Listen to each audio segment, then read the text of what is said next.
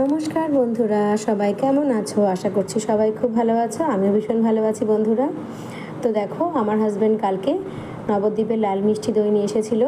তো সেটাই এখন আমাদের দুপুরবেলা খাওয়া দাওয়ার পরে সবার মধ্যে আমি ভাগ করে দিচ্ছি। সবাই আমাদের বাড়িতে মিষ্টি দই খেতে ভীষণ ভালোবাসে। আর নবদ্বীপের ক্ষীর দই আমাদের এর আগে খাওয়া হয়েছে, কিন্তু ওটা অনলাইনে এনেছিল।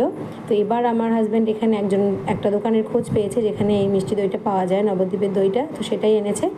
সবাই মিলে আমরা খেয়েছি, সবার ভীষণ ভালো লেগেছে।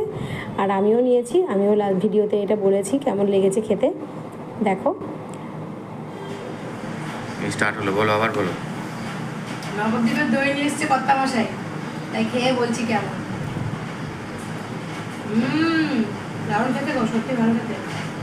একদিন এলো, খুব ভালো লেগেছে বন্ধুরা, তোমরাও খেও নবদ্বীপের ক্ষীর দই।